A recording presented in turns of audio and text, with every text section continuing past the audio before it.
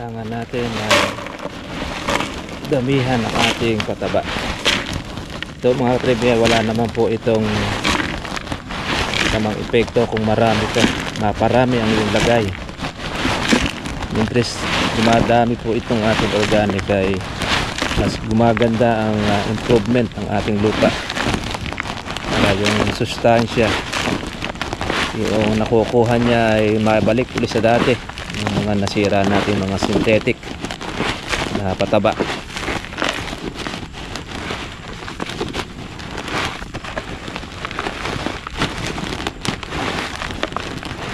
Kabiga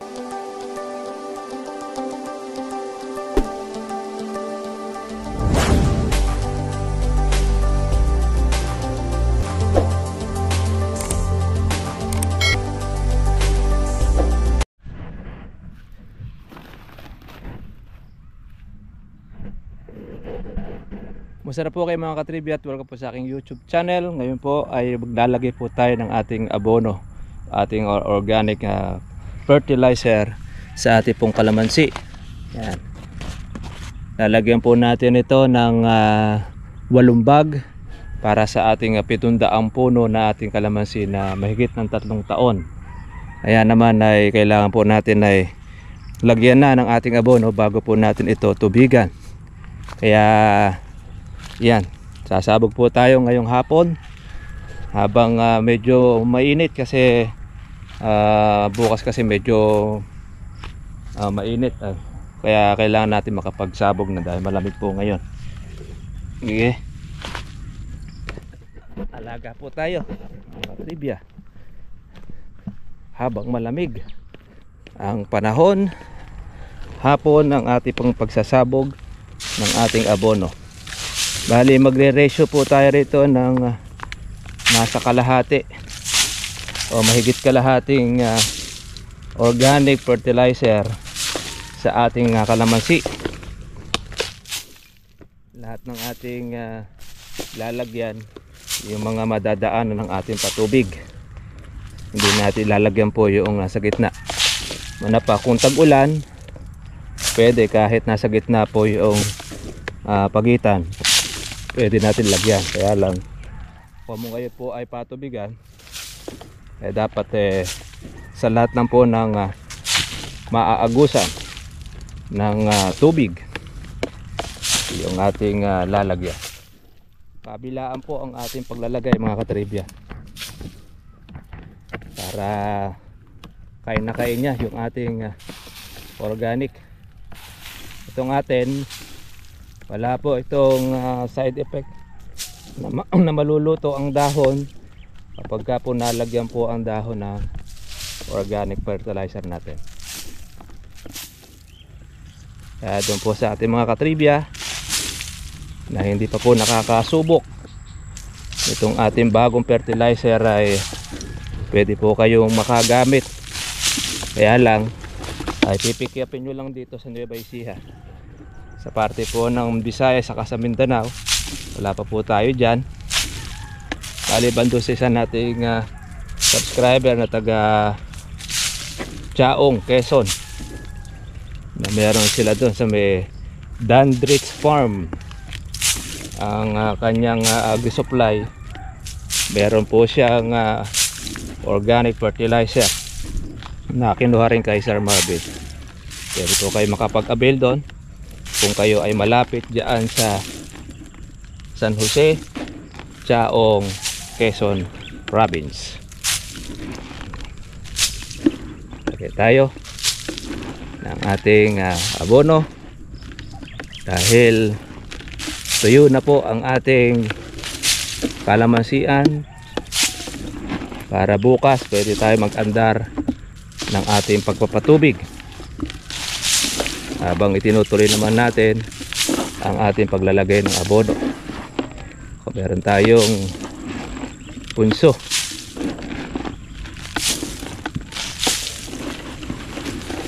After natin ng pag-i-spray ng ating organic insecticide, lalagyan naman natin ngayon ng organic fertilizer.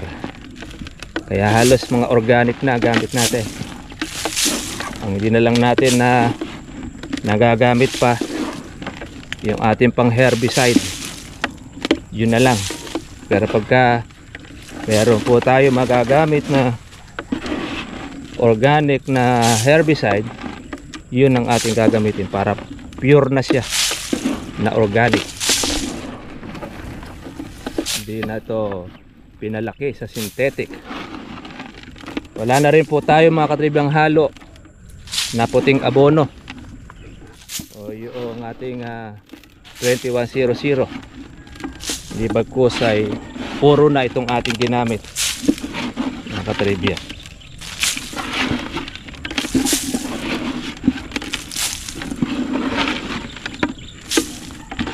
Yan, ubos na lang po natin ang ating pataba. Napakasarap po ngayon tubigan ngayon ito. Malinis, wala po siyang damo, kaya malaya niya ngayon makakain ang ating pataba mga katribya. Meron naman po tayong mga gaholin, another na pagpapabunga, bulaklak, at para naman po sa ating mga bukong mga maliliit. Yan, di lang tayo naswerte sa presyo. Matagal-tagal po ang baba, angat ngayon ay mataas ang kalamansi, kaya lang ay wala na po yung ating mga berde, napitas na rin. Ito na lang po yung ating palakihim bunga. Ay, matagal-tagal na po yan, siguro baka katapusan ng Pebrero pwede na po natin yan na mapitas, ma-harvest mga katribya. Tuloy-tuloy na po yung ating trabaho. Samantalayin natin habang tayo mga katribya ay nandito. At kung may sapagka tayo napunta sa ibang lugar, di tayo makakapag-alaga. Pati pagtatanggal ng baging sama na natin mga katribya.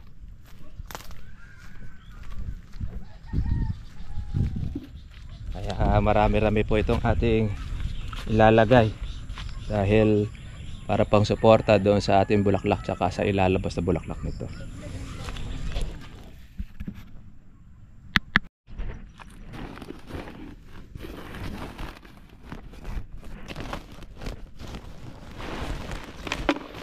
Kailangan natin na damihan ang ating pataba. Ito mga trivia, wala naman po itong tamang epekto kung marami ito, maparami ang iyong lagay. Mintres dumadami po itong ating organic ay mas gumaganda ang improvement ng ating lupa. Kaya yung sustansya, yung nakukuha niya ay mabalik ulit sa dati, yung mga nasira natin mga synthetic na pataba.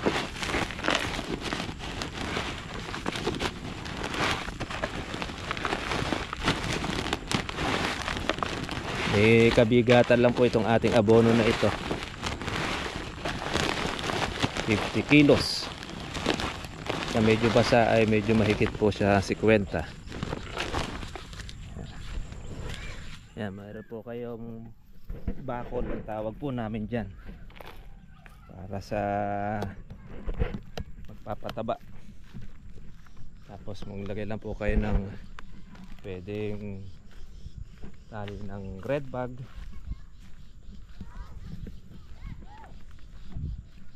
tapos o kaya ng malambot na sako para po doon sa ating paglalagay ng ating abono. Kasi yung dulo hindi rin umaabot po yung ating bakol, kaya obligado nating sadyain. Pwede rin po mga katribya na kabilaan ng ating paglalagay, pero tayo ay nasanay na po doon sa dalawahan na ating pagitan.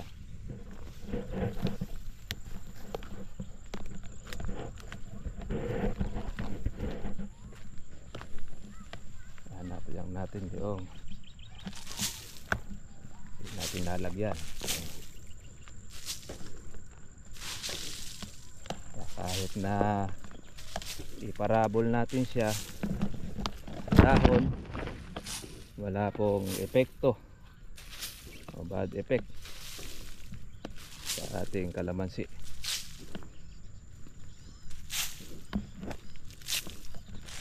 Pag-aalaga ng kalamansi mga katribya ay trabaho rin talaga. Sigado rin naman nating trabahuhin para tayo ay kumita. Lahat naman po ng bagay, para kumita ka, kailangan paghirapan natin.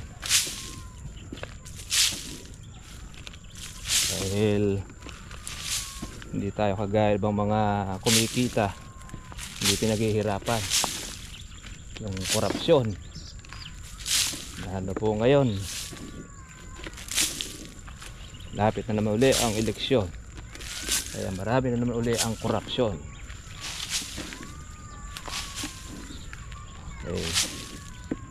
Okay, tayo ng ating abono sa ating kalamansi. Ayan, nadayang bulaklak. Wala pang abono may bulaklak na uli.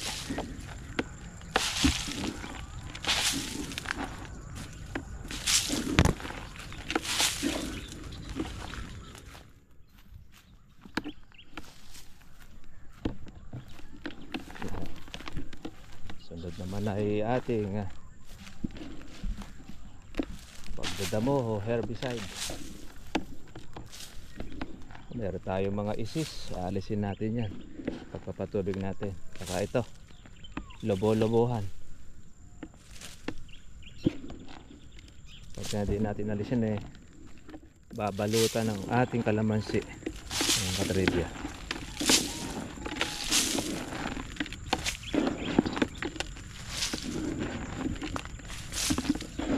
Nahirapan ang ating kalamansi sa kanyang daladalang bunga. Kailangan makabawi siya ng ating abono para sa ating alagaan. Magiging bulaklak nito ay para sa buwan ng Mayo. Sana maging maganda ang presyo ng kalamansi sa Mayo. At sana naman ay ang ating pataba, pati rin ating insecticide na organic ay umapprove para hindi naman po masayang ang ating pagod. Dahil mahirap din po yung nagsasample, dahil sasapalaran po natin yung ating kalamansi doon sa dati nating ginagawa para tumuklas ng mabuti at okay sa kalusugan natin, hindi makakasama sa tao. Yun ang importante, matuklasan natin ang mga organic na paraan na kailangan sa atin. Yan, medyo madilim na, mauubos na rin po natin mga katribya po yung ating 2 sako. Yung 6 na sako po ay bukas ng umaga ay ilalagay po natin para matapos natin yung isang lugar. Sa isang lugar naman natin sa parte ng tabing ilog ay 5 naman pong sako ang ating ilalagay doon. Nasa mahigit na 500 puno naman yon ng ating kalamansi. Okay mga katribya, kita-kita po tayo po sa susunod natin pong vlog. At umpisa na po ngayon ng alagaan nating kalamansi. Tapos po noong ating mga pitasan, ng ating pong mga bunga, umpisa naman po tayo ng pagpapatubig at saka paglalagay ng abono. Tapos lang po natin ngayon itong ating isang sako. Kaya after nito dadagdagan pa natin yung ating paglagay hanggang sa matapos po natin yung 8 bulto ng ating pataba. God bless sa inyo lahat mga katribya.